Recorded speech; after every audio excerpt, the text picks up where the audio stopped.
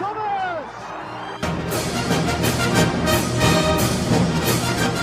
through by futbol, would you believe it?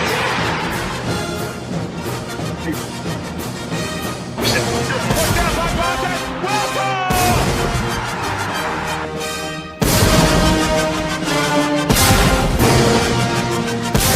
Patrick Vieira is in for Arsenal and sweeps it home. It's Bergkamp. That's magnificent. Henry stripped it away from Carr. Henry!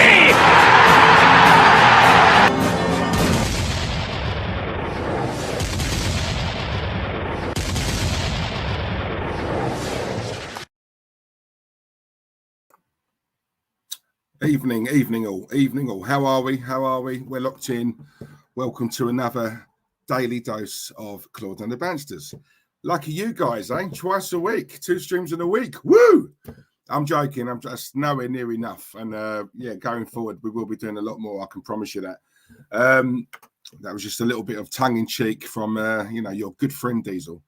Well, listen, before I go on, I just wanted to basically say to you guys, the whole reason for me doing this stream was obviously I'm going to touch on the Ronaldo move. Anyone who saw my tweet earlier on will probably understand why I decided to do this stream.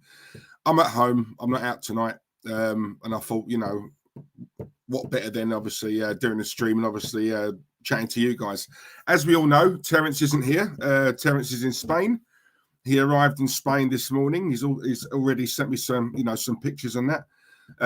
But guys, as we all know, obviously when you start a new relationship and you're with someone, and obviously there's feelings develop and you get to really like that person, then obviously you want to learn everything about them. You want to go to their hometown. You want to go and see what school they went to, what primary school they went to, what secondary school they went to, where they used to live growing up. Obviously, he's in Spain. It's the home of Mikel Arteta. So obviously, hence why Terence has gone there.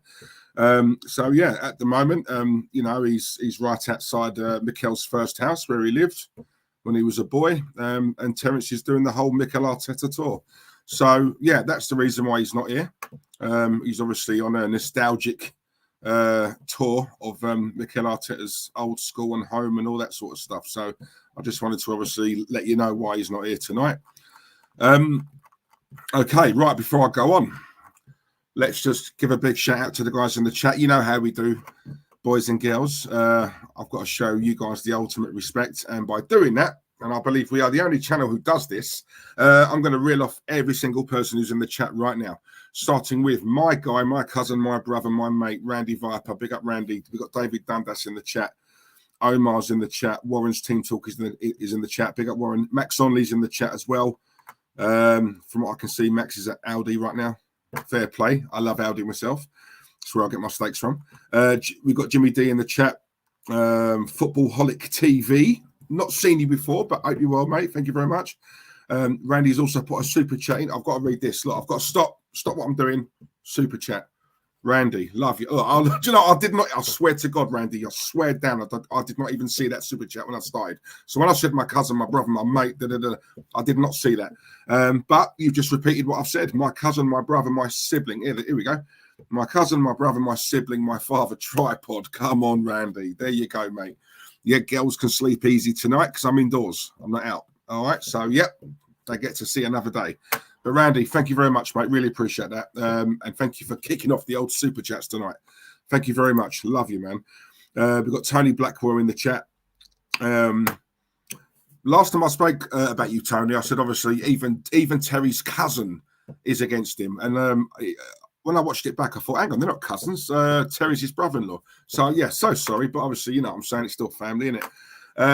Daryl Denton's in the chat. Daryl, hope you're good, mate. Daryl or Darrell, I think it's Daryl.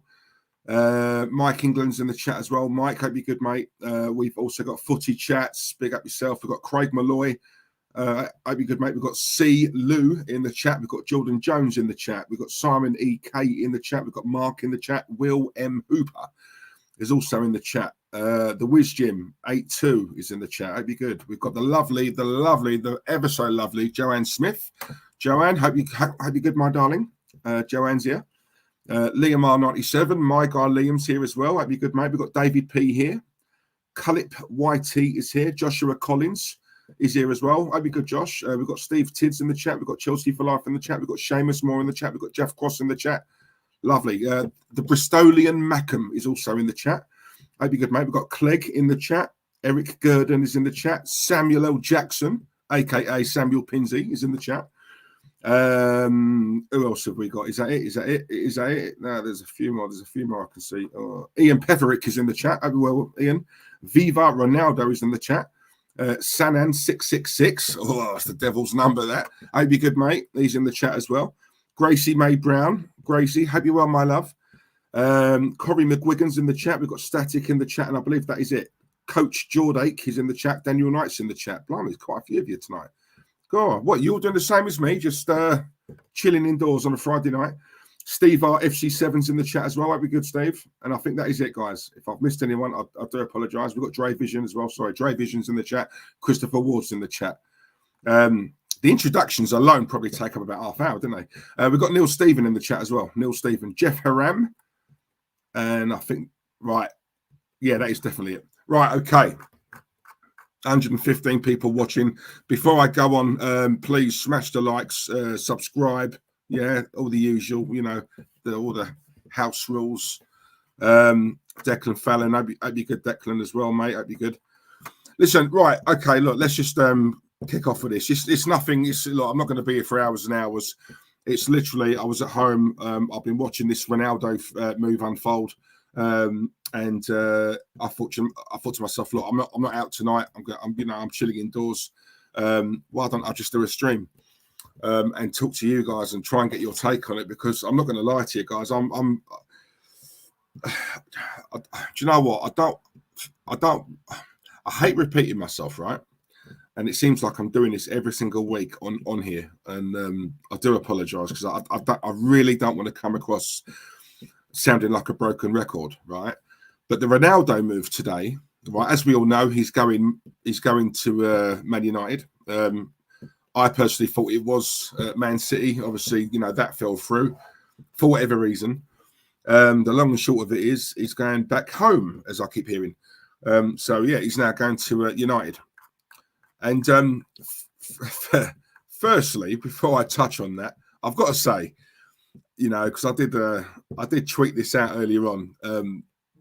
The amount of Man United fans on Twitter who I saw tweeting out saying things like Ronaldo's a snake, Ronaldo this, Ronaldo that. I can't believe he's going City. How could he do this to us?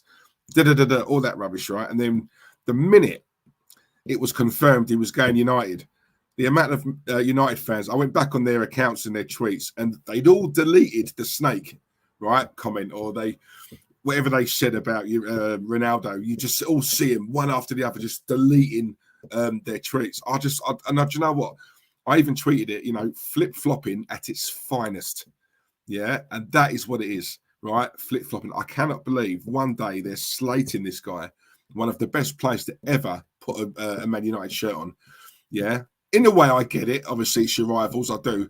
But then to just completely delete them, delete. As soon as you realise he was going to your club, I just thought it was so funny. So I had to tweet and just mention that. And from what I could see, I wasn't the only one saying it. I think we all noticed that. It weren't just me. I just thought it was funny. But I've got another super chat here. Hang on, 2 secs, guys. 2 secs. I think it's Randy Viper again. My cousin, my brother, my mate, my bro. Randy, big up yourself, mate. Did tell take Saka's ass kiss a Lone Star with him. Tripod. I haven't seen Lone Star tonight. Funnily enough, unusual for him because he's always here. No, he didn't, mate. He didn't. He just took himself in his phrase book. Obviously, he wants to learn the language of love, so that obviously he can communicate with Arteta a hell of a lot better than what he does now. Because at the moment, it's purely physical, as we know. But obviously, Terence has developed feelings for Mikel, so he wants a more emotional relationship rather than just physical. He wants the mental aspect as well. And obviously, he's only going to get that if he can talk the lingo. Hence why he's taking his phrase book with him to Spain. So there you go. But Randy, thank you very much, mate. Much appreciated. Craig Malloy as well. Blimey, 3 super chats now. Come on. We're not even 5 minutes in yet. Craig, thank you very much, mate. Big up yourself. Diesel, I'm hurting inside with Arsenal. Craig, oh, believe me, mate, I'm going to touch on that right now. But Craig, much appreciated. Much appreciated. Thank you very much. Mark, Diesel, you sound jealous. Mate, I'm not even going to lie. I am. And this is what I was going to say to you, right? So, yeah, as I was saying to you, the Ronaldo thing, I saw that unfold. And do you know what? Big up to Abdo as well for making me the thumbnail at such short notice. And I told him exactly what I wanted, and he produced straight off the bat, right? So, Abdo, if you're watching, mate, big up yourself, yeah? If you look at the picture, if you look at the thumbnail, right, that I've put on this stream tonight, you'll see Lukaku, Ronaldo, and Grealish, yeah?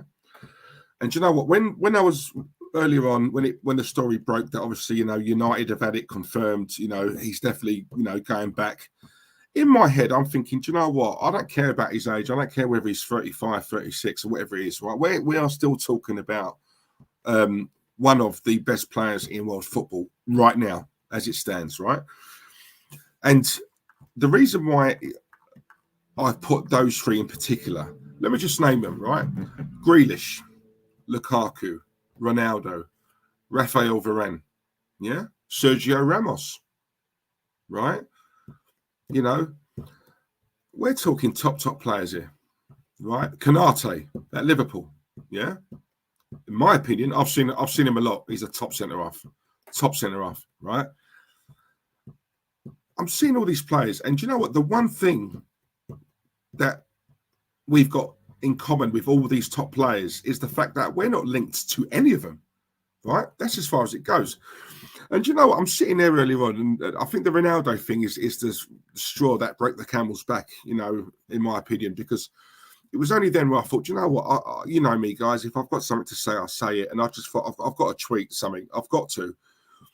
And it was a case of, in fact, let me read it to you. Yeah. Anyone who's not seen it, I'm going to read it. And I think once I read it, you'll know where I'm coming from. Yeah. This is what I put. I can't lie. Seeing all these clubs signing the top players and moving big has really got me jealous. They're all eating at the top table, and we should be there. But the reality is we're so far away. And what's worse is the club and the majority of the fan base don't care. So sad. Yeah. And that, people, sums it up. Yeah. So when we're hearing about these top players going for big money, right? Big money. And Arsenal aren't even in contention for them. We're not even in any sort of discussion for these top players, right? We're seeing Jack Grealish, Lukaku, Varane, Sergio Ramos. I put him in there, right? I'll take Ramos all day long like that. Yeah. All these top players, Ronaldo, Messi making the move. All these top players, and we're being served up Ben White, Tavares, Lokonga. Yeah.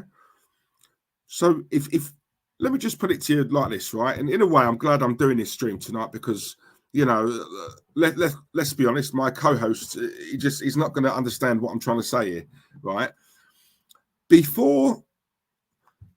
After the season ended, yeah, last season, right? The season just gone, yeah.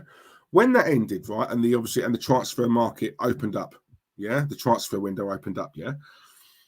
If someone had said to you that by the 27th of August, Arsenal would have been the highest spenders in Europe, not the league, Europe, right? Currently, yeah, right. But we didn't know who they bought. All we were told was by the 27th of August, Arsenal are going to be the highest spenders in Europe, yeah, right. They've bought in, and they would have bought in 5 players. We're not going to tell you who they are, but they've bought in 5 players. Me, you guys, I think everyone, right, we would have been excited by that, yeah, because all we've heard is, oh my God, Arsenal have actually spent, right, and it's not like how it is normally where we wait until the very last day or two of the transfer window and then we get in those panic buys, right? We got players, so we're being told by the 27th of August. Bear in mind, There's several, there's a few days left until it closes.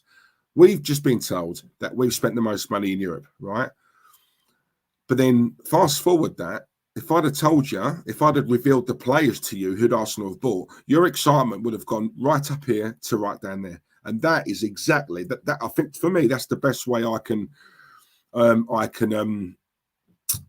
say it. That's the example I can give, right? Because I'm not excited at all, if I'm honest with you. Listen, I've said this to Terence as well, and Terence cannot understand how I'm not excited by Ben White. He just can't understand it. He can't understand how I'm not excited by Lokonga, Tavares. Now, number one, I've not said that these are bad players. I haven't said that, right?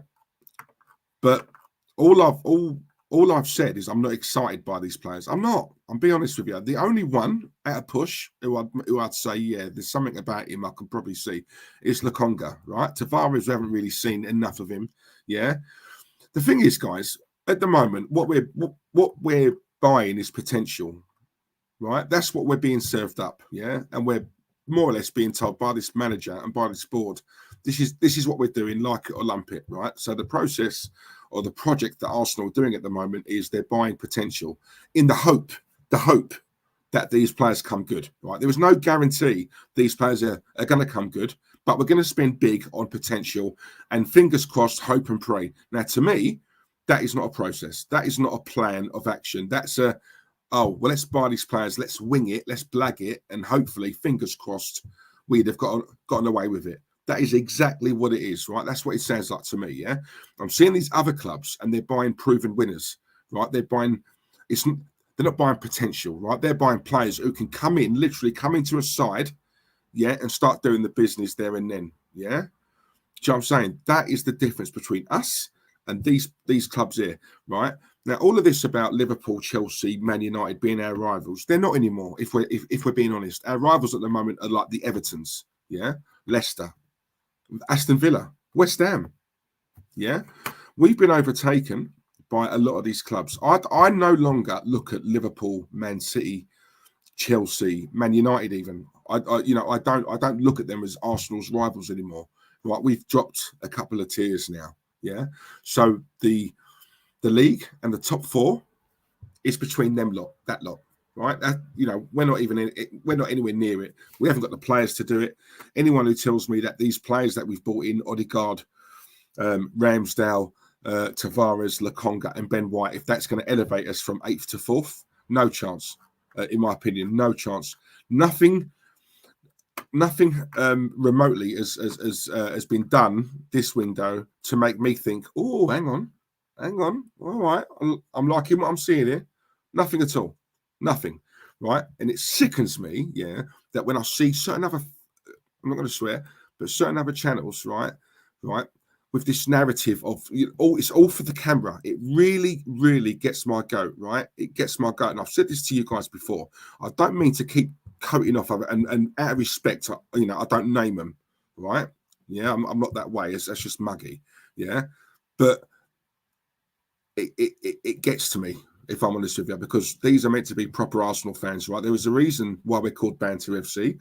There is a reason why we're laughed at season in, season out. There's a reason why our friends who are non-Arsenal fans, right, coat us off each and every week. There's a reason why a lot of these friends, right, or people have stopped coating us off and bantering us because it's just getting plain embarrassing. It's getting boring. That's what I'm being told, right? I've got a lot of friends who are Chelsea, Spurs, Man United, and they've stopped bantering me now because it's boring. It's getting boring, right?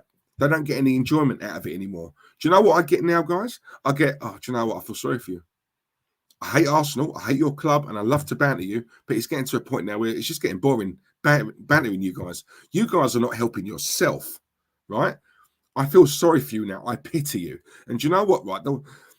I can take being bantered to an extent, yeah? The one thing I can't take, guys, is being pitied, yeah? When someone says to me, I pity you. Because that, for me, is the lowest of the low. And that is where we are at the moment. That is where we are at, and we have been for a while.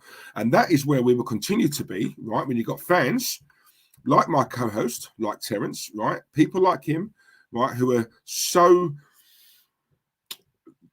they're blindsided, right? They're blindsided, right? They've got the blinkers on. They cannot see what is going on here, right? I tell you guys this all the time. I'm going to take this comment off because it's been up for a while. Exactly, Samuel. Right? Exactly. Craig Bridge, you're spot on. Thank you. Right? It's fans like these. And listen, I love the guy, right? I love the guy, right? You know, you all know that. But the mentality for me is disgusting. It stinks. And Terence, listen, he's not the only one, by the way. There's plenty of them, right? There's a lot of them on certain other channels. There's a lot of them who just basically tell you what they think you want to hear. I just can't see why. If you, my whole thing is, maybe I'm a bit too old school. I don't know. My whole thing is, if you do have a platform and if you do have a YouTube channel, no matter how big or small, use it in the right way. Yeah, use it in the right way. You know, start stamping your feet. You know, start telling it how it is. Because until we all come together and do that, this is going to carry on and on and on. You know, I can understand to an extent if Arsenal don't have the money to spend, or they rarely spend any money. So whatever little bit of money they do spend, you know, it's got to be on the right players. We're talking about a club who spends money, right? We spend bucket loads of money. And you know what the worst thing is? Arsenal are probably, out of these top clubs I've mentioned, Arsenal are one of the richest. This is what hurts as well. It's not like we're a Newcastle, yeah? Arsenal are a very rich club owned by a multi-billionaire, not millionaire, billionaire. His wife is even richer than him, yeah? Right? We've got two people up there who are multi-billionaires, right? This club stinks of money, yeah? Arsenal have always been known as oh God, what's the term? God, I just thought of it. Bank of England, that's it, the Bank of England, right? Arsenal have always been known as the Bank of England club, meaning Arsenal have always had money. Always had money. Arsenal is swimming in money. Arsenal got buckets of money, right? I will not let anyone tell me, yeah, that Arsenal is skid or Arsenal have hardly got anything, yeah? Arsenal have got loads of money and we spend a lot of money. We don't spend it well. I want to know, right, why not? Listen, Ben White, Tavares, Lokonga, Odegaard, yeah, and who's the other? Ramsdale. Let's be honest. Would any of them been on your list? No, none of them, right? We've spent a lot of money. Now, I can't help looking at all these players we've bought and the amount of outlay that we've spent. And I'm looking at it, I'm thinking, that don't improve us, though. I genuinely don't think it improves us. I really don't, right? These are okay players. Okay, they're plodders, right? Not one of them players I look at and I think, right, now that's a player. That is a player. That is a player that I can look at and think, yeah. He's going to elevate us. Yeah, he'll do the business. None of them. Not one of them. Right? Now, some people can say, oh, you know, Diesel is a bit early. You can't say that. No, I'm sick and tired of all this early. Time. We don't have time. Time is the one luxury we do not have. And I've said this numerous times before. Right? I'm not into this nonsense that Terry speaks. Give it till Christmas. Give it till January. So when we get to January, give it till March. Get to March. Now, he needs one more win. No. All this about, oh, I'm a real Arsenal fan. I support the club. I don't know. At the end of the day, tell me what supporting the club is then, right? Because surely if you support something, you want the best, yeah, for that something. So as in our case, we support Arsenal. We support Arsenal because that's the club that we've grown up watching since we were kids, yeah? Following on from our fathers, right? As you guys know, you know, I have an 8-year-old son. I'm trying to drum it into him, right? About Arsenal. It's got to be Arsenal. And he's asking me why. You know, he reads the papers, you know, he's on YouTube, he can see what's going on. Why should I support them, Daddy? Tell me, Dad, why I should support them, right? And what do I say to him? What do I say? I can't lie.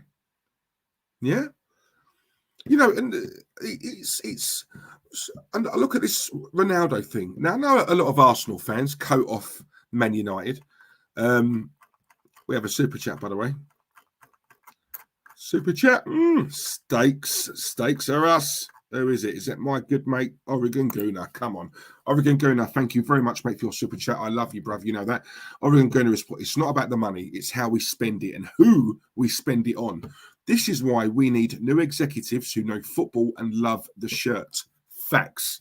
Thank you. Exactly. And you know what, Oregon Gooner? I'm going to keep beating this drum. I don't care who I upset. I don't care who I piss off. At the end of the day, it's got to be said that you know, we've all got to be on the same boat now. Thank you very much, mate. Yeah, we've all got to be on it. All got to be on it. How do you go to Brighton to get Ben White and you leave Bissouma? Can someone please tell me that, right? We're talking about a player here who I've watched a lot and thought to myself, do you know what? In a better, he's good at Brighton. In a better side, as a player you look at and you think, yeah, he could elevate. Yeah, especially when you think of who you would be putting him alongside, right? But then how do you go to Brighton and get Ben White? Did we need Ben White? Wanting him is one thing. Did we need him? Need. Big difference. Want and need. Big difference. Did we need him? Yeah. Was he worth the £50 million outlay? I don't think so. Right? I don't think so. He's had one game, poor debut. I ain't going to knock him. It's one game, right? I'm not that harsh. Yeah. But I look at it and I think, do you know what? Of all the areas, right, that we required major surgery in, you go and spunk 50 million on Ben White. Like, who signed that off? You know, and then you look at it and you think, you know, Tavares, yes, we needed a backup left back. All right, yeah, cool. Because obviously no one's going to, you know, dislodge Tierney. Right, fine. That's not a problem. Lokonga looks a decent player, right? Looks decent, yeah. And then Odegaard. Listen, Real Madrid, right? Real Madrid's side are probably the worst I've seen since I've been watching Real Madrid, yeah? They're a shadow of the side they were, a shadow, right? Real Madrid have an aging side, yeah? An aging side. Players there are getting older. They need a rebuild. They need a revamp, right? And even then, he can't get in. You know, and I look at that and I think to myself, do you know what? Real Madrid, the fact that they didn't even put a buyback clause in, yeah, because I know they normally do that, right? Even if, you know, they looked at Odegaard and went, do you know what? He's not ready yet, but we know in time he's going to be a proper player, right? Proper player. Therefore, what we're going to do, we're going to let him go to Arsenal, but we will insist on the buyback clause. And do you know what, guys? Real Madrid knew that Arsenal were desperate for Odegaard, right? They knew that we really, really wanted him. So Real Madrid could have really said, look, you want him, we can have him, but we want that written into the contract. And Arsenal ain't going to say no. Arsenal are going to do it, right? Because they really want the player. You know, the fact that Real Madrid knew that and still didn't put any sort of clause, that sort of tells you, and this is a club that, like I said earlier on, is in desperate need of a rebuild, have a lot of aging players, right? They don't care about Odegaard, yeah? So he's come to us, right? He ain't going to... to me, he ain't going to do anything to spend, what was it, 34 million on Odegaard. Yeah. So we were linked with James Maddison. Now, that would have been a statement of intent. I look at a player like Maddison and think, right, go and get players of that ilk, of that caliber, right? Yeah. Because from what I'm hearing, he likes Arsenal, Maddison, right? It's like Wilfried Zaha. Not that I think Zaha's anything special. Yeah. But when you're hearing about a player who actually supports this club, supports Arsenal, has been open about that. He's been open about it. He's come out and mentioned our club, right? What more of a green light do you need to go and get that player, right? We all know that players talk. It's not all managers here. All players talk to each other, right? Yeah? Why don't these managers say to our players, do you know what? Give so-and-so a ring, tap him up. Tell him I want him. If he wants to come, I'll do the rest. I'll sort it. Because we all know that goes on. Tapping up is so common, it's so rife in football, right? All players talk, yeah, right? All players talk. Hence why I said what I said about Harry Kane, because I guarantee you now, the Jack Grealishes, the John Stones at Man City, all of them would have been on the phone to Harry Kane saying, Harry, you got to come. It's the bollocks here. You know, we're going to win another title this season. You know what I mean? We're going to, yeah? We're going to win something, Harry. You know, we're going to win something. You got to come. Harry could have pushed that. Harry Kane could have pushed that move, in my opinion, and he didn't. He bottled it. Yeah, he wants to remain a big fish in a small pond. Harry, that's up to you. You're going to go the same way as Matt Letizia, and you're going to go the same way as an Alan Shearer. Even though Alan Shearer won a title, Alan Shearer should have gone Man United. Look at what that man could have won had he have had the bottle to make that move. I get the hometown club and all that, but at the end of the day, the name of the game is trophies. It's trophies, yeah? When you retire from the game and you look at all them cabinets full up with trophies, that's where you look at it and think, do you know what? Sod the hometown club. That is what I've achieved in this game, right? Because it's a short career, football. But look, I won that in 89, I won that in 90, I won that in 92, I won that in 93. That is cool. That is what I look at and think, do you know what? Yes, that's when you know you've made it, right? And you show it off to your kids, your grandkids, whoever. Yeah, that's what you call a baller. Ambition, psyche, mentality, all these words, yeah, that I say to you guys all the time. It's about this up here, right? How much do you want it? How much do you know what I mean? Are you a winner? Yeah. Have you got a winning mentality? Are you sick of a burger because you've had steak? Now you've had steak. Could you go back to a burger? No, you couldn't, right? It's the same thing like holidays, yeah, right? The first time I ever went all-inclusive, right? My very first holiday, all-inclusive, yeah? After that, I could never go back to half-board or whatever it is, right? I've hit a standard now. I've hit a benchmark. I can't drop down. So every time I go away now, yeah, all-inclusive. Costs more money, but it's so worth it, right? You get your money's worth. I am not going back from all-inclusive to anything else now. That's me, right? That's me. That's my benchmark now. I've hit a standard, yeah? And this is the thing, right? It's all about standards. Yeah, I remember big up to our good friend Lee Chappie. Right, we had Leon here a while, several months ago, and I remember I was saying to Lee, it's like, when Leicester won the league, right? You guys set a precedent, yeah, a standard, right? There was a time, Lee, where any Leicester fan, right, when you first come into the Premiership, just to beat relegation and stay in the league, that was good enough for you guys. Over the moon. Right, then you go and win a league. Now you're playing really well, and you're up there. You know, you're in the mix, right? You're in the mix. Say at the end of this season, you guys finish 12th, yeah, respectable, right? You finish 12th. Would you be happy? No, you wouldn't, would you? No, Leicester fan. You know why? Because you've now tasted it. You've tasted it, right? You've tasted success. You know what it tastes like now, and it's the best taste in the world, right? So anything less than that is no good. You don't want it. But there was a time when you would have taken 12. You would have ripped my arm off, right, to have had 12th place. Now it's no good. And this is what I'm saying, guys. When you taste it, when you win stuff, right, it's no better feeling in the world, right? So why backtrack? Why go back? Why are you happy to go back? So this is what I say to Terence and all the other Arteta-ins or whatever, yeah, right? Terence's crew, right?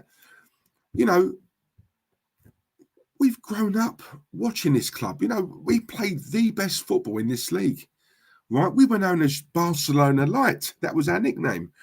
We've been used to seeing champagne football. Art. Thierry Henry was an artist. Bergkamp, artist. Robert Pires, artist. Do you know what I'm saying? We demolished teams at one time. Right, we won games before we even set foot on the pitch. Games were won in the tunnel. Do you know what I'm saying? We used to get clubs coming to us and thinking, we know we're going to lose, but let's just try and keep the score down, yeah? Let's just try and keep the score down. That was the mentality of coming to the Arsenal. You knew you were going to get battered. Difference is, right, if we can, we're going to try and lose it 2-3-0 rather than 5-6-0. If it's 2 or 3-0 loss, yeah, we can live with that. We can't get battered. Right? That was how it was. Teams were scared of us. Fast forward to today, no one's scared of us anymore. No one. Yeah? No one's scared of us. Every game I saw last season with lesser teams are coming to the Emirates. Not coming to defend and park the bus. They're coming to have a go at us. Yeah? That's the lack of respect I'm talking about, guys. And that is where I personally believe everyone else, whether they're bigger platforms than this or smaller, start speaking, start saying it as it is. Yeah, because if you are really an Arsenal fan, if you truly are an Arsenal fan, right, and you follow this club and it obviously passed down from your dad, your granddad, or whatever, and you're trying to pass it down to your kids. Yeah, because at the moment, we're losing a generation of fans here, right? Kenny Ken says this all the time. Big up to Kenny. Yeah, we are in danger of losing a generation of fans because kids nowadays, I'm seeing a lot more Man City shirts in London than I ever have. Yeah. You know, Chelsea have got the best kids in the youth. Let's be real. You know, where are we going? And that's the thing. You know, I didn't see any tweet earlier on. Not one. Not that I see all of them. All right. But I had a good look. And this Ronaldo thing erupted. And it's like, no Arsenal person, no Arsenal fan is really, oh, well, yeah, he's going United. Right? And listen to me, right? When I say this, yeah, you know, because I mentioned Varane, and obviously Terence laughed at me, and he thinks Ben White is a better buy, right? Shall we say, because of the age, right? But I can't agree with that. I look at this and I think to myself, hang on a minute, right? Let's slow down a minute, right? Because you know, you must agree with me deep down, right? But you know, if you agree with me, you're going back on what you said, yeah? Right? And you look at it as like you're being disloyal to this manager, right? At the end of the day, they've brought in Raphael Varane, right? Now, for all we know, he could flop. He could. I doubt it, but he could, yeah? Different league, faster, right? I think Raphael Varane's 28, yeah? Ronaldo, was he 35, 36? He's now going to United, yeah? Right? I know I'm not, you know, there's a lot of people saying, yeah, I've seen a few comments earlier on saying, yeah, but they're not getting the same Ronaldo, though, are they? You know, they're getting an old man. Let me tell you something now, right? Ronaldo will still wipe the floor, right, with anyone out there, even at his age now, right? We're talking about an athlete here who's supremely fit, who literally takes care of his body. Like, you know, I remember Rio Ferdinand basically saying he is the fittest player I've ever seen in my life. The things he was doing when he was at United, after training, he stayed back 3 or 4 hours, you know, perfecting free kicks, perfecting penalties, you know, and even then he would go home and train some more. We're talking about a machine here. This is a machine. This is why, listen, I'm a Messi man, right? If you ask me who might, in my opinion, the best player out of the two of them, I'm taking Messi. But I could not argue with anyone who mentions Ronaldo. If they pick Ronaldo, it's all about opinion. When it comes to those two players, there is no wrong or right. It's all about opinion. It's all about a preference. It's who you prefer, right? I'm a Messi man. But you know what?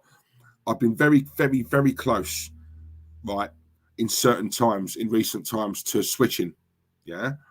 Because I look at Ronaldo and I think, you know what? This man is a machine. He's a winner. Yeah, Messi for me is more naturally gifted. Ronaldo for me has had to work harder to get to where he's got to, and that work ethic, you can't beat it. You know, we're talking about a player who's won what there is to win in the game. Yeah, and yet there's still that hunger. This was my argument about Özil. This was why I could not stand Özil. But in my opinion, he won the World Cup, and sometimes with players, when you win the ultimate, you lose hunger. You've done it. You know, you've done the ultimate. Do you know what I mean? What more is there? What? There's nothing bigger for you to do. Like the World Cup is the ultimate, isn't it? It's the be all and end all. You know, you win the World Cup. As far as I'm concerned, in your career, you've hit the ultimate. You know, you're up there. But the thing is, this is when I place a big emphasis, guys, on psyche, mentality, and stuff like that. For me, the difference between a lot of players is when you win stuff like that. Where's that? Some players have a hunger to go again and again. You know, this is why I used to love Ferguson, Sir Alex Ferguson. You know, the ability to get that mentality right in your players. You know, you could win a title and yet you'd win it again the following season. Yeah, you know how the sign of a good manager is to keep your players hungry, keep them wanting more. Right, but a manager can only do so much. It's got to be the players. You either got it or you haven't. Yeah, the hunger, that winning mentality. I look at Ronaldo here, and I'm not being funny. Right, Ronaldo again could flop. I doubt it, but he could.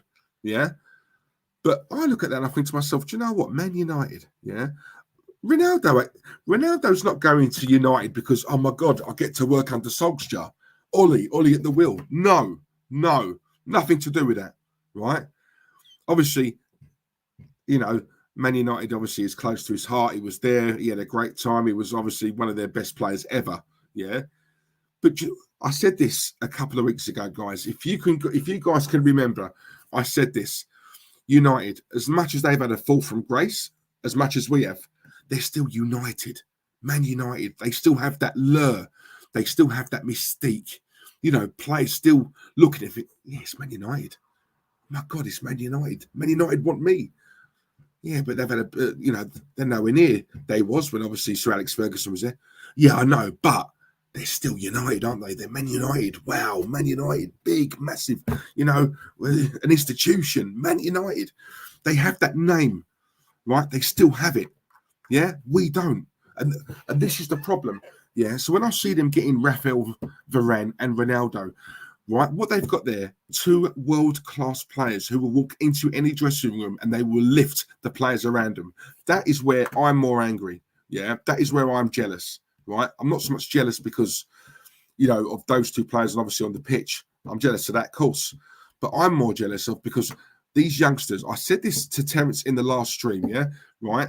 Youngsters in a changing room, right? Who are they looking at in that changing room thinking, in 5 years' time, I want to be like him? Name me one player at the Arsenal, yeah?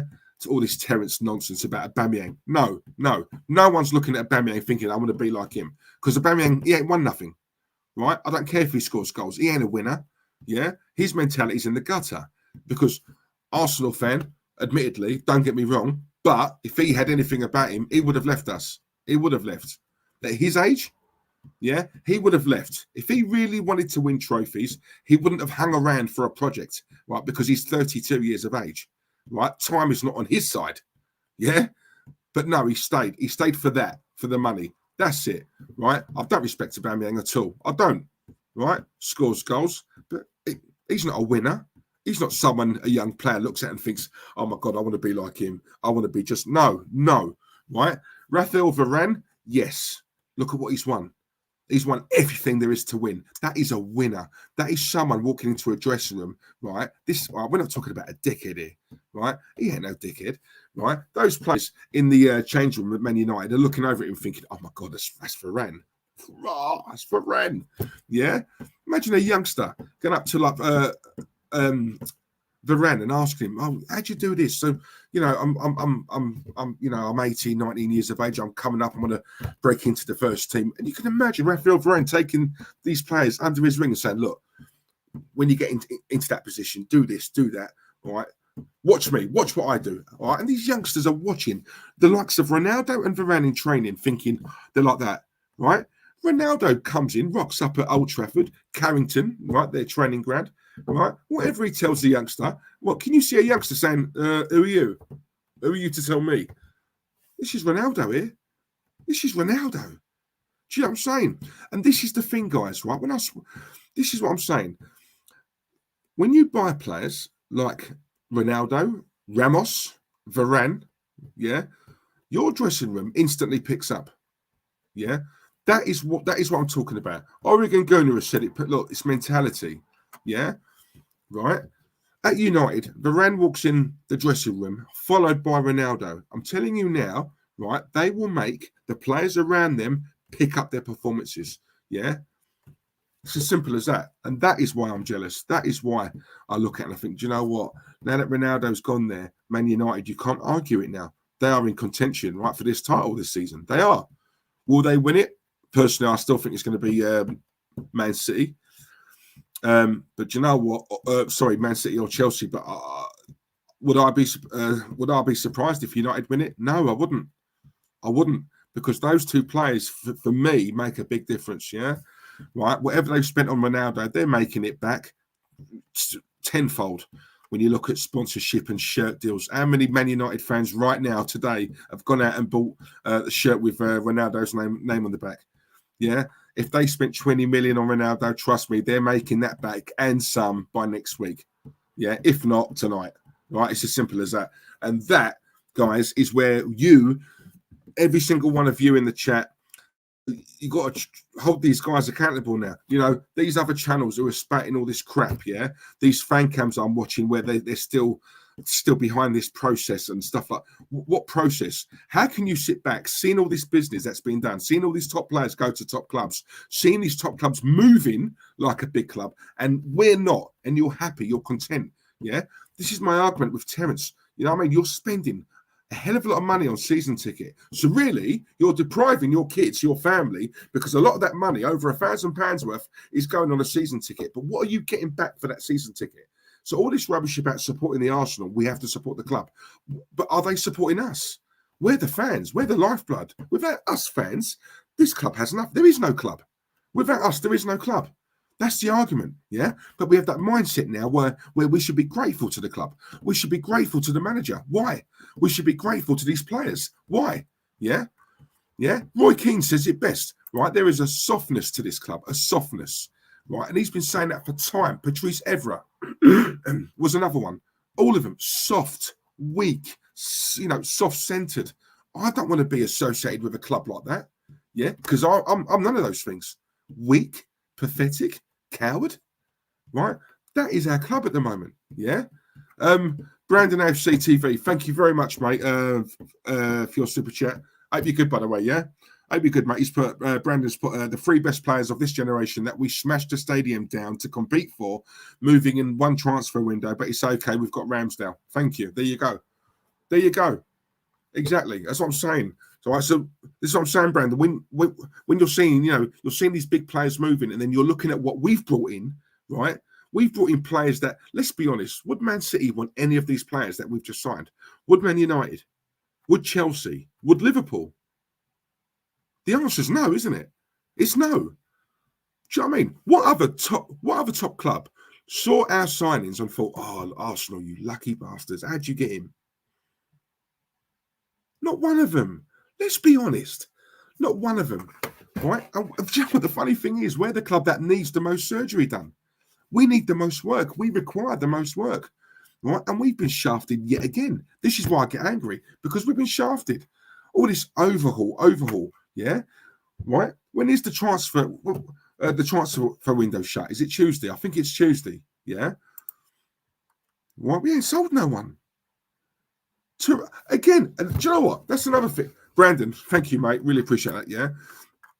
Right. What's it? Torreira, Fiorentina, right? On loan. Yeah. But it's no obligation to buy. It's an option to buy. Like, who does these deals at Arsenal? Seriously, right? How can you? This is what I'm saying, right? This is all this rubbish, and I'm going to get angry now, yeah, because it's winding me up, right? All this bollocks about what Terry's tells me. Oh, no one wants our players, right? Everyone knows they're crap. What a load! Do you know what? Stop hiding behind this fucking manager, yeah, right, and start speaking truth, yeah. You're telling me, right? We could not find one club in world football, right, to buy Lucas Torreira. Torreira is not a crap player. He's not a crap player. He doesn't want to be here, right? But you can't find one club to buy him, right? Give Torreira to Chelsea, yeah? Chelsea would probably get 25, 30 million for him, like that. And yet we can't do it, yeah? So we're having to loan him. And even then, it's an option. It's not an obligation. So they can turn around and say, nah, do you know what? We're all right? So we have the same problem again next year, yeah? Granit Xhaka, another one, right? All this... They didn't meet our valuation of 20 million. Again, you hide behind this manager, yeah, because you dare not say anything bad about this manager, yeah? So you're going to come on here, look stupid, right? For him, what's he doing for you? Well, I'll take that back. We all know what he's doing for you, yeah? But the physical stuff aside, right? The physical stuff aside, how are you going to come on here and say, well, I agree because they didn't meet our... No, if someone offers you 12 million plus 3 million add-ons, which is 15 million for Granit Xhaka, you bloody take that. Take it. Bite their hand off. Yeah? Because next year, right, what's he? 31 now, I believe. 31. So next year he's going to be 32. So if we can't sell him for 12 million, if we're not prepared to accept a bid for 12 million this year, and we didn't get a bid for 20 million this year, what makes you think a year down the line when he's older and he's getting slower, what makes you think we're going to get anything for him next year, right? We probably won't even get 12 for him next year, but we did this year. but you didn't take it. But next year, how backwards is that? I mean, seriously, it's backwards, right?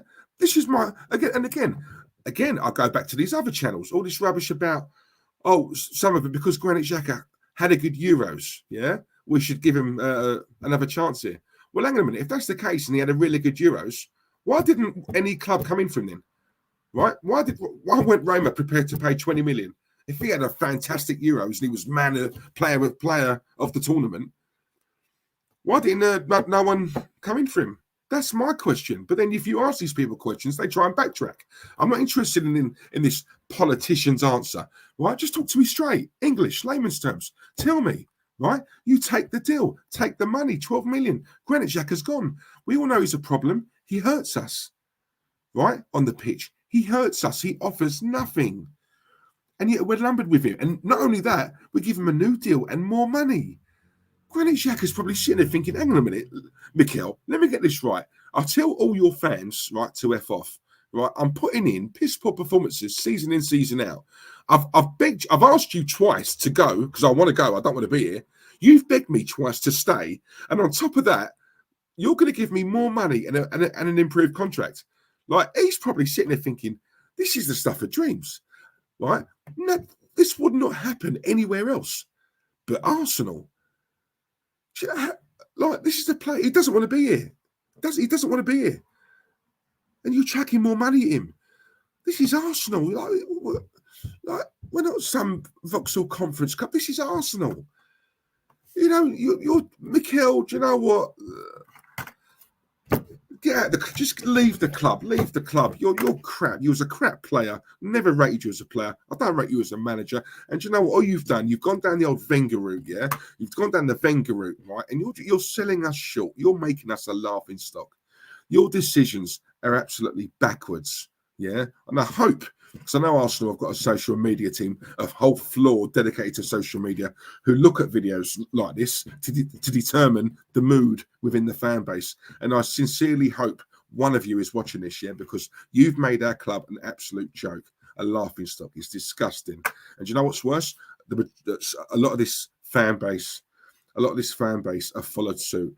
And do you know what? It's one thing, young kids who only knew the Wenger era, right, acting like this. But do you know what? When you've got people my age and older than me, yeah, who have forgotten what this club was about, the traditions, the standards of, you know, the classiness of this club. And now it's in the gutter. People are laughing at us, yeah. Finished 8th twice in the season, seeing all these big players moving for big money. And Arsenal, they're not even in the conversation. All the meanwhile, we've got 2 multi-billionaires up there. It's an absolute joke. Craig Malloy, thank you very much, mate, for your super chat. 2005 Arsenal sell Vieira. 2021 Arsenal convince Xhaka to stay and make him captain and say no more. The club is rotten from top to bottom. Fact. Do you know what, Craig? And that's another thing, right? As much as I go on about Xhaka, how he can wear the armband again after what he did. That should show you all, right? Well, listen, whether you agree with me or not, some of you might like me, some might not. Some of you are in Terence's camp and you're not in mine. That's not a problem, right? That's up to you. It's all about opinion. But surely, whether you like me or not, surely even you guys must look at it and think, hang on a minute, after what he done, if he stays, he stays. I don't want him here. But to give that man the captain, you know, the captaincy, the armband, after what he did, the way he threw it to the ground like it was a piece of rubbish. That can't be happening. That should not be allowed. That's a sackable offence, in my opinion. Yeah, I don't think George Graham would have done that. Yeah, Arsene Wenger maybe, because we all knew Arsene Wenger was soft as anything. George Graham, I'm telling you now, George Graham would not have done that. Would not have done that.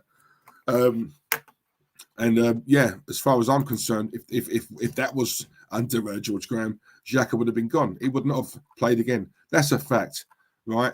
George was a proper manager. Still my favourite all-time Arsenal manager. I've put George above Wenger, and you guys know that. You know, you watch us every week. You know that, yeah? Yeah, George, that was a proper manager. That was a manager who you didn't take the piss out of, yeah? No players would have taken the piss out of George. That's a fact. Proper manager, yeah? And that is what we need at the moment, right? A proper manager. Yeah, because this guy at the moment is an absolute joke. You don't go from the janitor to the CEO overnight, and that's exactly what's happened here. Yeah, there was this thing about what was it about when I remember when Arteta first left Man City and he comes to us and all this nonsense I was hearing about. And Terrace was another one. Terrace was another one who said this. Yeah, have you noticed, Diesel, that since Arteta left Man City, they're leaking goals in left, right, and centre. Yeah. So that just goes to show that he had a lot more input than what Pep did at Man City. Yeah. Now, all those people, Terence included, because I know you're in Spain, but I know you're probably watching this, Terence, right? Like, what's your take on that now then? Like, because that doesn't get mentioned anymore, does it? No one says that anymore, do they? So I'd like to bring everyone's memory back, remind everyone of the time when people were saying that, because that was quite rife. But no one's really saying that anymore, are they? Yeah. Do you know what I mean? And this is the thing, you always have a good memory, guys. Never have a short memory. if you believe in something, say it. Don't just go with the flow. If you genuinely love this club, right, which I do, yeah, I'm Islington born and bred, right, then for God's sake, come out and say it, man. Like, how can you see Lukaku, Grealish, Messi, Ronaldo, all these top players like Rafael Varane, Ramos? How can you see all these players making moves and you're not sitting there just a tad jealous? Surely you must look at it and think, do you know what? Just once out of all them players, yeah, why couldn't we have got one, right? Arsenal's a big club. We're in London. We're in the capital. We've got support worldwide. We've got a global fan base. We pay very well. But you just look at it and you think, do you know what? Some of these players wouldn't dare come to the Arsenal. The state we're in right now. We're not in Europe. So when Terry says things like that, well, why will they come to us? It's not like we can offer him in Europe. Yeah, and you know why? It's your manager. We're out of Europe because of your manager. So you just said it there, didn't you? I want these top players, but we're not in Europe, so they won't come to us. Yeah. Why are we not in Europe? Because of your manager. Yeah, it's as simple as that. So it is his fault then, isn't it? He's got to bear the brunt of this. Yeah, I'm not giving players a blind eye, but at the end of the day, right, these players, they don't respect you. Listen, no player, right, is gonna run through a brick wall for a manager they don't respect, right? Now, all of this nonsense about because we beat West Brom the other night 6-0, Arsenal are back and all that. Well, let me tell you something now, right? Reality is going to hit tomorrow, yeah? So enjoy that win, that Carabao Cup win against the West Brom B team, yeah? Enjoy it, right? Because I've not mentioned anything about it, right? We should be smashing them 5-6-0. Right, that should be standard. Yeah, that shouldn't be a surprise. That shouldn't be a shock. That shouldn't be a celebration. Right, that shouldn't be oh my god, a big hype.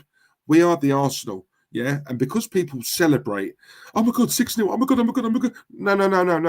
No. Because all you're doing now, right, is you're downgrading this club. Right, we should, not could, we should be slapping teams like that. Should, right. Yeah, so we beat this club 6-0, West Brom. I'm looking at it thinking, yeah, good game, good goals, but you've done what I've expected you to do. Yeah, you haven't done anything out of the norm. This is a poor West Brom side. This is a Championship side, right? You're meant to be the Arsenal A-list, Premier League A-list. Yeah, third biggest club in the country. You should be slapping that team up. Should be, right? So I'm sorry. People might hear that and think, oh, it's harsh, or give them a bit of credit. Well, no, they should be doing that, right? Yeah, look at the values of both teams. How much was Arsenal's team compared to West Brom's? Yeah, and I'm being harsh? Nah. Brandon, once again, thank you very, very much, mate. Diesel spitting pure facts. Bro, I've sent you a message on Twitter. I would love to come on at some point. Yeah, no worries, mate. Was it Twitter, was it? I'll have a look. Nice one. Thanks, Brandon. Yeah, top man, mate. Top man. And yeah, we'll sort that.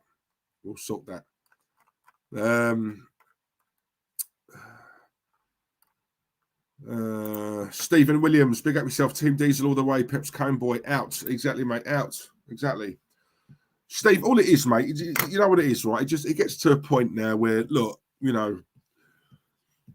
a lot of you guys, obviously, I see you in, in this, in all our streams, and obviously, I know you watch others as well. And it just seems like, I'm always watching the same thing. It's always negative, or it's always, about the Arsenal, about Arteta out, or this, that, the other. And to be honest, guys, we just want our club back. That's all it is. I just want this club to show ambition. Just show a bit of ambition. You got Antonio Conte waiting there. Waiting there. Like, he's been on the market longer than what I thought he would be. It's like someone saying, Arsenal, I can't keep him free forever. Hurry up and make a move, yeah. And I look at that and I think this is a man who would come in and instantly improve us. Yeah, I'm not saying win the league, right? He'd need players for that, but for what we have right now, for the players that we've got, he would come in and instantly improve us. I'd put money on it. I really would. Yeah. And I look at it and I just think, while he's there, surely someone on the Arsenal board must be looking at it thinking, do you know what, being a bit ruthless and thinking, do you know what, Conte's right there. He's grade A. He's elite, right? He's a proper manager. Look at what he's done in the past. Yeah, we got to get him. Got to, right? But no, right? Some other team is going to benefit. Some other team is going to snap him up, and that's going to be yet another one, another top manager who we've let slip through our fingers, right? Oh, you know why? Because we're too loyal. Yeah, it's all sentiment, isn't it? And this is what I say about this club. This is why, we've sunk and sunk and sunk over the years, because we're too sentimental. Yeah, we need to be more like Chelsea, but we won't. Yeah, Thierry Henry says it best. It's all comfortable at the Arsenal. It's all nice. Everyone's friendly here. Yeah, right. There's no bastards here. Everyone's nice. Do you remember when Maitland-Niles got sent off? Was that against Leicester, I believe? I'm sure it was. Yeah, right. He got sent off, and he picked up the player. I think the player dived or something, or he made a meal of it. Maitland-Niles got sent off, and what did he do? He picked up the player. I'm sure he picked up the Leicester player and went, "Why did you do that? That wasn't very nice, was it? This player's just sent you off. He's just got you sent off, and you're coming out with all those niceties. That wasn't. Where's your ruthlessness, man? Where's your shithousery? Do you know what I mean? And this is what I'm saying. It's things like that. It's just soft. Yeah, I look at these players. I just see little boys. I don't see men. I'm used to seeing men, proper men, geezers, fellas, proper players. Yeah, not afraid to get dirty, not afraid to mix it. Yeah, I'm just seeing pretty boys now, right? To a point where a lot of these Arsenal fans, we've got the best looking defence in the league. I don't care about that. What's that got to do with it? I want proper players here. Yeah, I want players who their hair has to be done perfect and all that when they're playing a game of football. No, I want geezers. I want men. You know what I mean? I want bastards here. Yeah, that's what I want. And you know what? We're so far from it. Not one of these players. Tierney is the only one I'd look at and think, yeah, proper player. Not afraid to get his hands dirty. Warrior, right? He looks a lot more hard. He's more hard than what he looks, if that makes sense. Yeah, Scottish warrior. But you know what? Yeah, don't get me wrong. He had a really bad game against Chelsea. He did.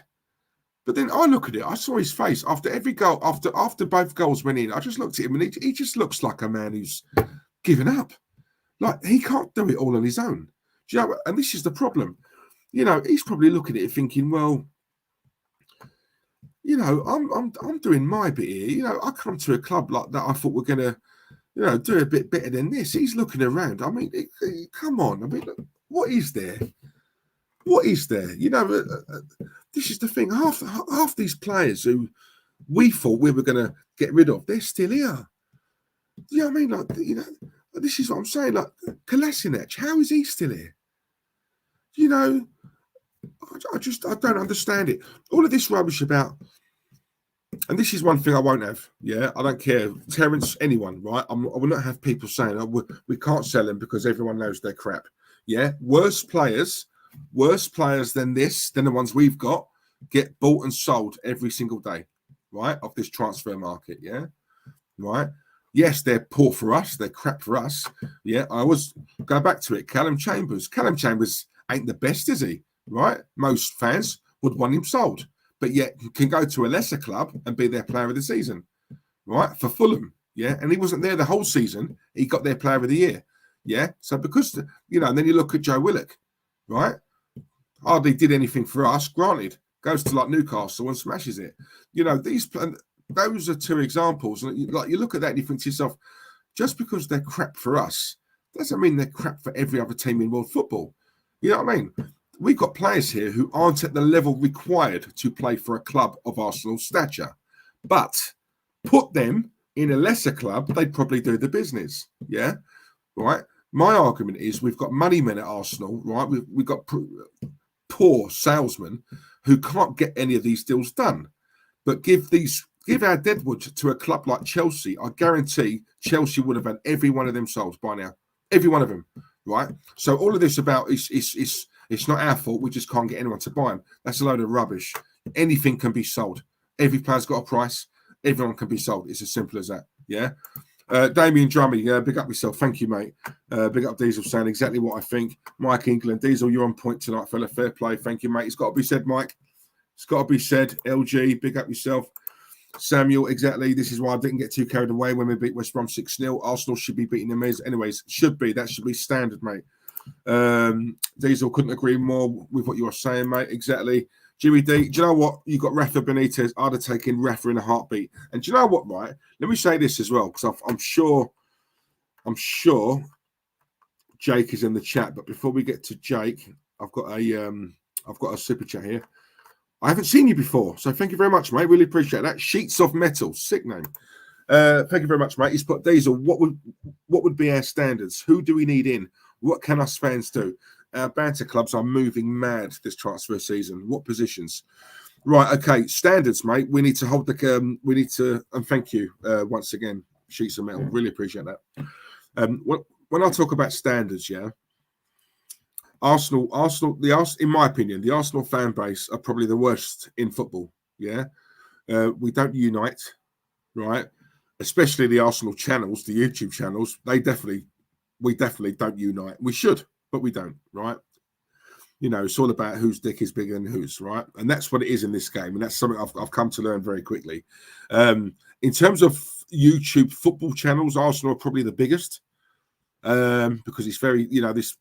Arsenal football, the Arsenal YouTube world or channel is very saturated, right? You can't go anywhere on YouTube, right? You know, without seeing an Arsenal channel pop up. So we've got to do our bit from a YouTube perspective, yeah, because obviously a lot of people watch us, a lot of young kids as well. And as much as people don't like the term influencer, and I don't look at us as that, at the same time, we have to be mindful that there are young kids watching us. And when you're kids, you know, if you're watching someone constantly, week in, week out, who you like, the chances are that eventually what you're saying is going to drum into those kids. And obviously they're going to start repeating what you're saying and start believing what you're saying. Right or wrong, that's fact. That's just life, yeah? But for the fans who go to the stadium, my thing, you know, listen... When you hurt a million, the only way to hurt a millionaire or a billionaire is in the pocket, right? Right? You can't hurt Stan, Kroenke, or Josh, or whoever it is. You can't hurt them by chance or protests or anything like that. That ain't going to work. You have to hit them in the pocket. That's where it hurts. Yeah. All these guys care about is money. So hit them and hurt them with the one thing that they care about the most: money. Yeah. So burgers and drinks, don't buy burgers and drinks, don't buy programs, don't buy merchandise, don't buy this, don't buy that. Walk out, you know, at a certain time, you know, half time, all of you, you know, and this is the thing, that would speak volumes. That would hit the press. You know, we all know Arsenal make around about 3 million every home game from memory, about just over £3 million every home game, right? And that is a mixture of everything. That's burgers, hot dogs, drinks, programs, that'll be merchandise. That's a lot of money, right? For every home game, around about 3 million, yeah? Right? Now, just imagine if everyone turned the tap off on that, right? Just for a month, yeah? No one bought the £10 burgers or the £7 hot dogs or the £6-7, you know, for a little bottle of Coke or whatever it is. You know, all of that, you know, that would start speaking volumes, right? Because now they have to act right? That's making the press. That's hitting them in the pocket. It's a lot of money as well. Don't forget, we've just come out of a pandemic. They can't afford to really lose any more money. Don't get me wrong, Arsenal got loads of money, right? But they can't afford to take any more hits, you know, and stuff like that. Stuff like that for me would be a step in the right direction, yeah?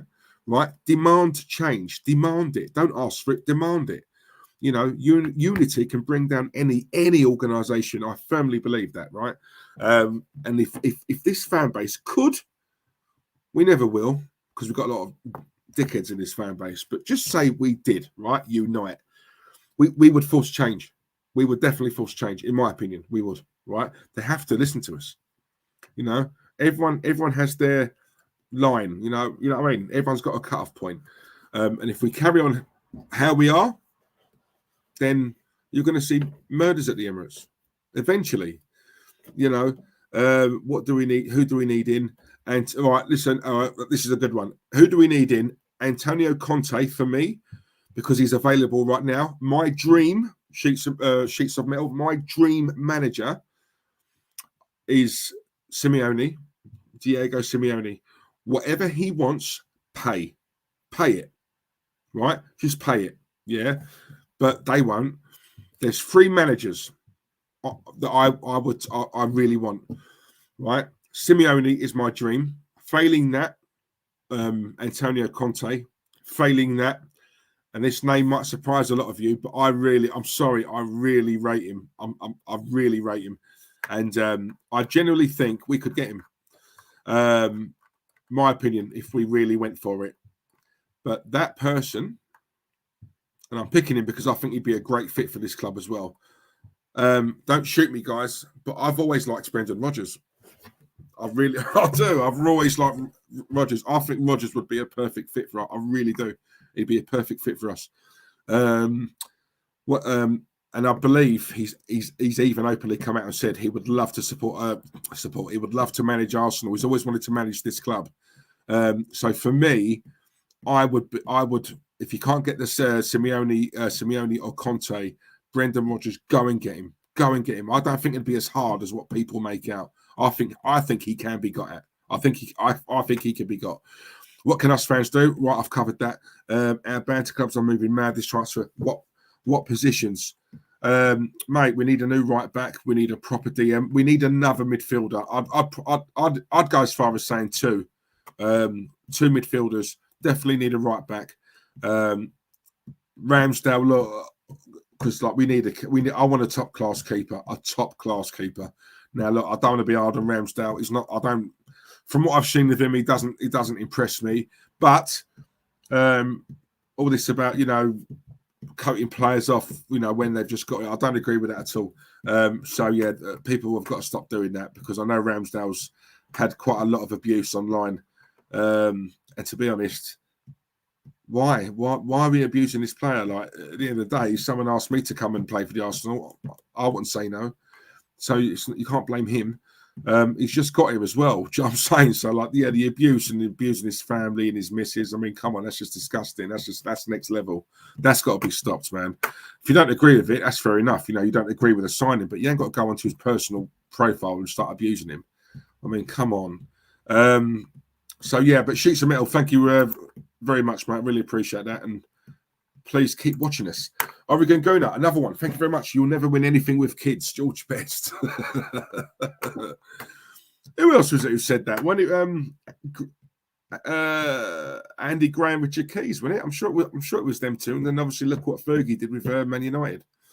But there you go. But yeah, we need experience, Oregon Gooner. It's all right having youth and this, that, the other. You know, this is what I said on the stream I did with Terence, you know, start of the week. You know, it's just youth. That's all we're buying. It's youth. You know, you need a mixture. You need a blend. You know, you need experience. You know, you need battle-hardened players. You know, I want to see winners. I want to see carry. Do you know what? And again, this is why I love Roy Keane. You know, it's not. I'm saying that I want winners, right? But forget that for a minute. I want characters here, right? So, you know, I want leaders. I want leadership. I want, you know, what I mean? Characters, just characters. You know, yes, we all want winners in our team. Of course we do. But do you know what? At the very least, bring some characters in. Do you know what I mean? Someone who can rile the crowd. Someone who's not afraid to sort of, stick it on their teammates. If we go a goal down, So I remember like Roy Keane used to do that. He used to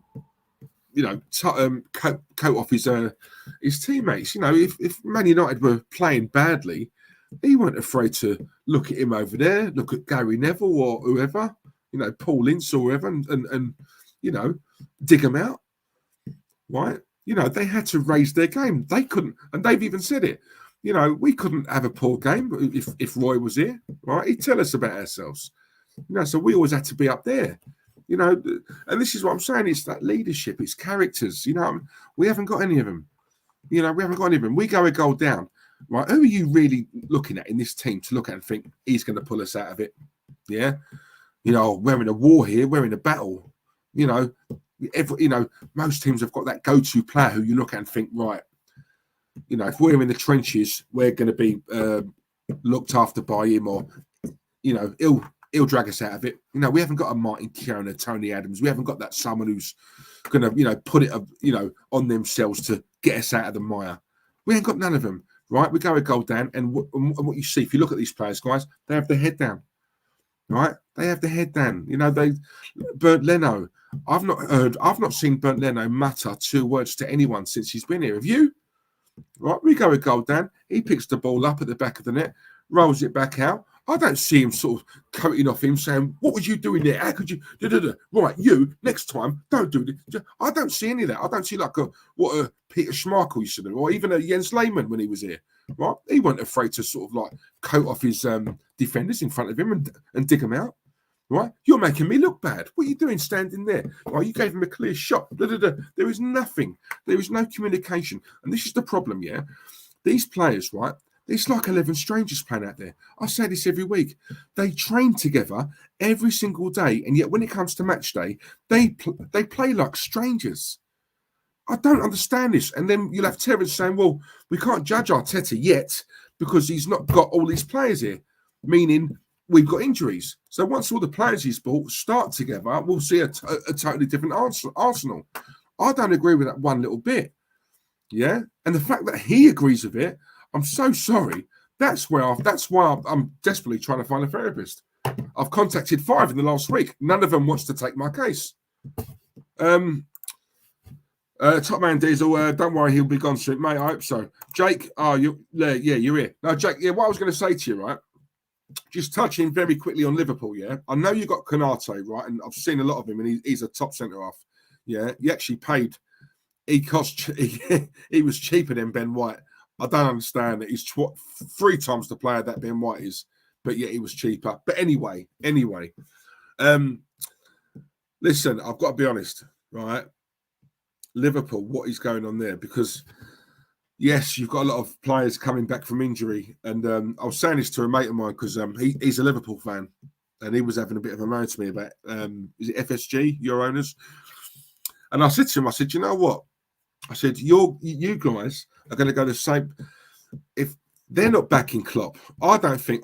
Look, Klopp wants players. He wants to buy, new players. But obviously, he's got respect for the board. He's not going to come out and say, or coat them off or nothing like that. Yeah, but I think it's clear to see he doesn't want any. He doesn't want a season like he had last year, right? So, I personally think he could have done with signing another, say, 3 or 4 quality players. Yeah. I look at Liverpool and listen, I'm not coating you off, Jake. You know that, yeah? Because I'm Arsenal. I can't say nothing to you guys at the moment. I'll trade with you right now. But I look at it and I think, do you know what? You are on the cusp of greatness, yeah? That's how I look at it. Right? Forget last season. That was a blip. You had a lot of injuries to your key players, yeah? But when I look at when you won the league, and even the season before when you ran Man City so close, right? That season, you ran City close, yeah? I think you only lost 1 game. Am I right? 1 or 2 games. Man City won, but my God, you made them. You was relentless, Liverpool. And then he didn't buy. He hardly bought anyone that summer, and that's where I thought to myself, he's messed it. He's messed it up, and because there's no way they're going to go on a run like how they did. But, you know, you got to freshen it up. You know, you have to keep these players hungry. Then you win it the upcoming season, and you guys were absolutely brilliant. And in my head, I thought, oh my God, Jurgen Klopp's he's an absolute G. This guy's a G. He hardly bought anyone, and yet somehow he's got into these players' psyche and their mentality, and he's kept them hungry, and he's kept them relentless. And yet you've gone on, but you've gone one better because you've actually gone to win the league, right? And then you win the Champions League. And I'm thinking, do you know what? This is Liverpool's time. They are strong everywhere, right? The one thing I would say about Liverpool, your first 11 is quality, yeah? Anything beyond that, not so good, right? And that's where I thought Klopp was going to get quality players in just to strengthen the bench, strengthen the squad as a whole, yeah? Because we all get injuries, you know what I mean? But beyond your first 11, it's not great, right? But then I look at it and I think, do you know what? Liverpool, for me, are on the cusp of greatness, right? When I look at, you know, you're strong everywhere in your team. And yet, if he'd have all it takes for Liverpool, same as what Fergie used to do, just even when you're on top, you just get 2, 3, 4 players, or 2 or 3 top quality players every single season, just to keep everyone strong, keep everyone hungry, keep everyone on their toes, you know. Mane, you know, Salah, great season, but just know you ain't doing it the business this season. I've got a man waiting in the wings who's not shy to come in and take your spot. Yeah, so keep doing what you're doing, boys. Yes, boss, yes, boss, yes. And, right, and they're sweating because they have 2 bad games in a row. They know they've got matey there waiting behind them, right, to take their spot. It's competition for places, guys. That's what I'm trying to say. So it keeps everyone hungry. Now, I look at Liverpool and I think this is where you guys are going to mess up, in my opinion. This is where Liverpool, these things, they come in cycles, right? And I just think if you guys don't get another 2 or 3 quality players in, then I'm afraid Liverpool's time might be gone. This is the time to strengthen yourselves, man. Honestly, always strengthen, even when you're up there. You know, don't rest on your laurels. That's that's one thing I used to love about Fergie. Fergie could have an amazing season, win the league, win this, win that. Didn't matter. He still got 2 or 3 top players in because he had to. Yeah, he had to keep it sharp. He had to keep it fresh. He had to keep these players hungry, and that was why he was able to stay at the top for like so long. And I look at clubs now, and no one's really following that mantra. I don't understand it, you know. But there you go. Dan Hibbard, thank you very much, mate, for the super chat. I hope you're good, Dan. Thank you, mate. He's put Man United signed one of the GOATs, and Arsenal fans are happy with Ramsdale and Ben Shite. Sad watching your club's decline. Exactly, mate. Exactly. Are you a Man United fan, Dan? Let me know, yeah? But yeah, Dan, that's the whole reason I've done this stream. It's just for me to basically say I'm seeing all of this, what's going on. I'm seeing Lukaku, I'm seeing Grealish, I'm seeing Varane, I'm seeing Messi, I'm seeing Ronaldo, I'm seeing Ramos, I'm seeing all these, all these players, moving. I'm seeing all these big clubs moving like big clubs moving like big clubs. And I'm looking at us and we're meant to be content with that, what we've got there. I'm seeing the cream of the crop on the move up here, and yet we're making do with this. Yeah, that no other top club would want. Let's be real. No disrespect, but they wouldn't, would they? And we're meant to be excited by it, and we're meant to be content, and I'm not content with it.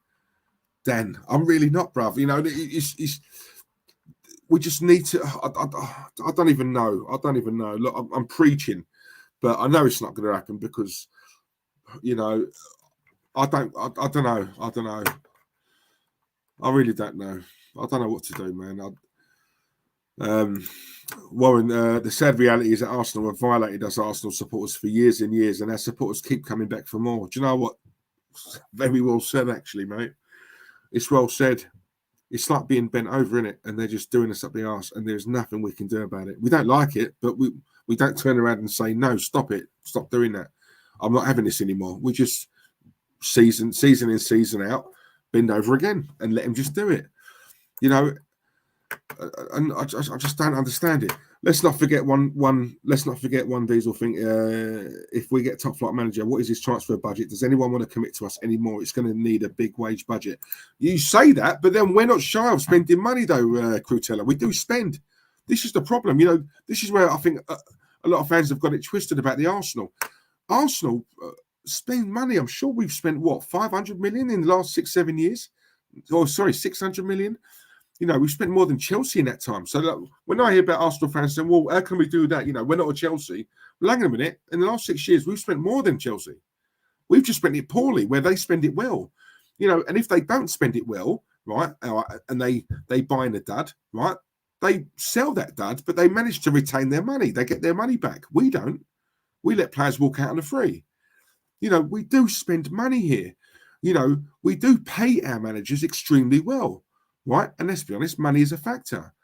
Arsenal is a big club. It has a 60,000 all-seater stadium, right? You know, we've got a global fan base, right? We spend, you know, we pay our employees very well. All the players are paid very well. Hence why some of them probably don't want to leave, right? Not because they love the club. It's because they're on that, too much of that, right? We pay our managers extremely well. I mean, look at this guy. You know, the janitor one day, CEO the next day. He's on what, £6.5–7 million a year? What's he done? Right, his first time as a manager, and he's getting paid £7 million a year, right? And that's him. You know, so from a financial aspect, why can't we do it? Why can't we do it? You know, I think we could. I really do. I think for me, it's all about ambition. You know, we don't have any, and that's the problem. Blackpool fans did. It took time, but they stuck to it. Yes, Jeff. No, you're right. Is it the Ornstein family? It is Blackpool, isn't it? The Ornstein family. Yeah, I'm sure it's the Ornstein family. Blackpool fans, they didn't go into the stadium. They just stayed outside, didn't they? And they protested. It took them time. I think in the end, they got their way. We couldn't even keep that for a week, mate, let alone months. You know how they did. I think they went for over a year. London boys in the chat. How you doing, mate? Hope you're good. Hope you're well. David P. It won't happen. It won't happen. Diesel. Arsenal fans seem to be more interested than attacking each other. Yep, exactly. That's true. That is very true, mate. I can't even lie. London boy says it as well here. Look, honestly disappointed today after seeing Ronaldo. We haven't bought anyone big this summer. Samuel L. Jackson, I've got to go, unfortunately. Diesel, good show, by the way. Take care, brother. All the best, mate. Bless. Come on, Samuel L. Jackson. No worries, mate. I know it's getting late. I'm going to wrap it up as well. But listen, I am back tomorrow. We're doing the watch-along. I did try and get Glenn on here tonight with me, our American friend. But yeah, he's not come back to me, but I'll see what he's up to for tomorrow. And yeah, I'll let you guys know. But yeah, definitely. So look, tomorrow, Man City, reality's going to kick in. God, I don't know, guys. I don't know. I really don't know. I know. Listen, oh God. Oh, look, there's a part of me that doesn't want to do the watch along because I think I've got a fair idea of what's coming. But we are doing it. You never know. You never know. I've seen miracles happen before. And you know what? To be fair, all right. To be fair, as much as I say what I'm going to say, listen, I've got no faith in half of these players. Got no faith in this manager at all. Personally, I think we're going to get done 3-0 tomorrow. That's the thing I'm going with. But I said this in the last stream, and it was a case of, look, we know Man City are a better team than us, right? But then we saw Spurs beat them. Yeah, Spurs ain't great. You know, so I look at that and I think to myself, you know, these are 11, you know, supremely gifted players in their side, but they're not machines, you know. It's not like 11 Terminators out there, yeah? Right? They're still men. They can be beat. They can be got at, you know. You just got to take the game to them. You know, don't let them have all the ball and, you know, park the bus and sit behind and just wait for them to pick you off, yeah? If you're going to go there, right, go for a fight, go for a scrap, get in their faces. Yeah, these are all the things, if I was Arteta, if I was the manager, these are the things I'd be saying to the players. Get in their faces, let them know you're there. You know, put in a hard challenge early doors. You know, let them know, you know, they're in for a scrap today. You know, they're in for a fight. They're in for a row. You know, and if they're going to beat us, right, let's make it as hard for them as possible, yeah?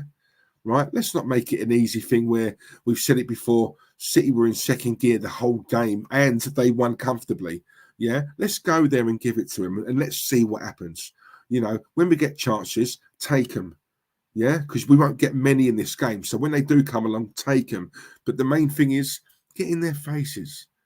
You know what I mean? Get in their faces, because these City supporters, I'm hearing, they're all sort of arguing over what the score's going to be. How many they're going to put past us. Is it going to be 5-0? Is it going to be 6-0? Is it going to be 4-0, 3-0? That's what they're arguing about. Yeah, for me, that's a piss take. Or that should be. These players and the manager should be saying that, and they should be thinking, right, this is our team talk done. That's my team talk done. Yeah, they're talking about, we've not even set foot on the pitch yet, and they're already talking about how they're going to smash us 5-0, 6-0, 7-0, 8-0, right? That should be the team talk. That should rile the players up. And if it doesn't, then there's some serious problems here. Craig Malloy, thank you very much, mate. These are great content. Keep up the good work, bro. Thank you, Craig. And I really appreciate that, mate.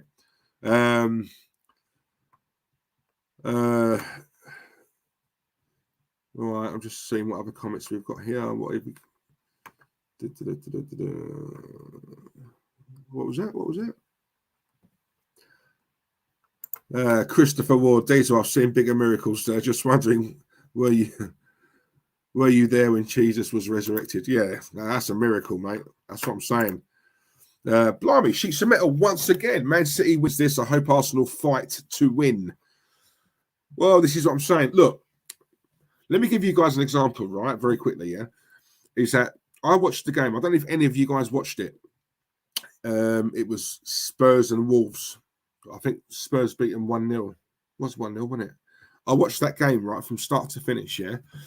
And even though Spurs won, it was criminal how they won that, because Wolves were all over them, right? For the whole game, they were all over them, yeah? Right?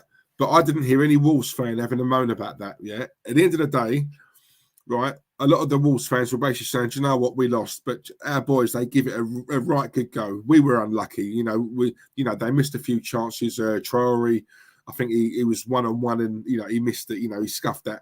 But they outplayed Spurs in my opinion. I'm not even being biased, right? I thought Wolves were brilliant in that game.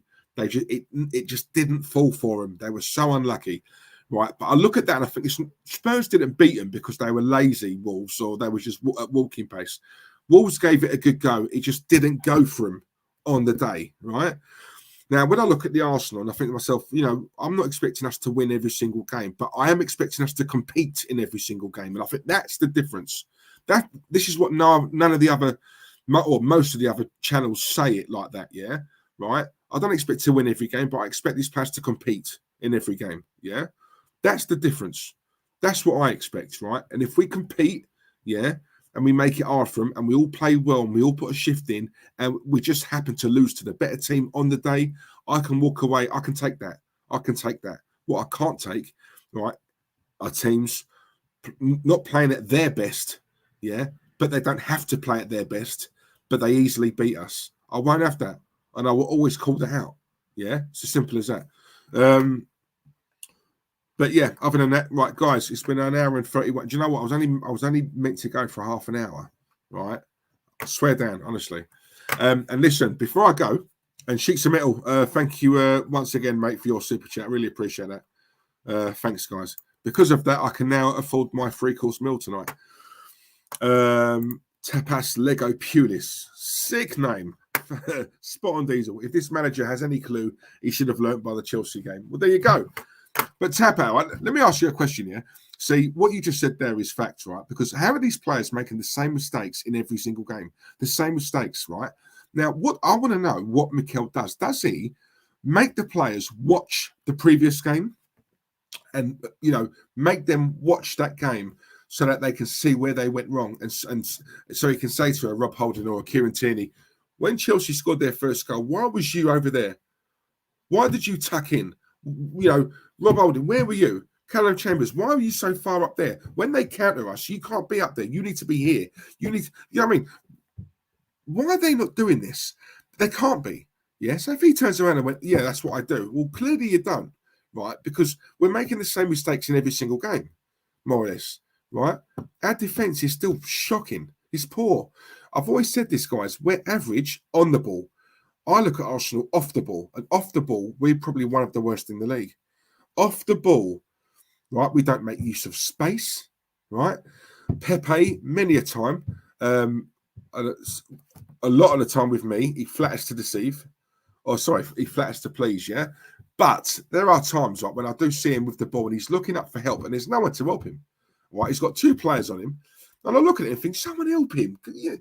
Off the ball, we are a disgrace. You know, we're just shocking. And you know what? Years ago, off the ball, we were probably the best team in the league. Off the ball. Yeah? Tiki-taka, pass and move, pass and move, pass and move. You know, no, we ain't got any of that anymore. Any of that.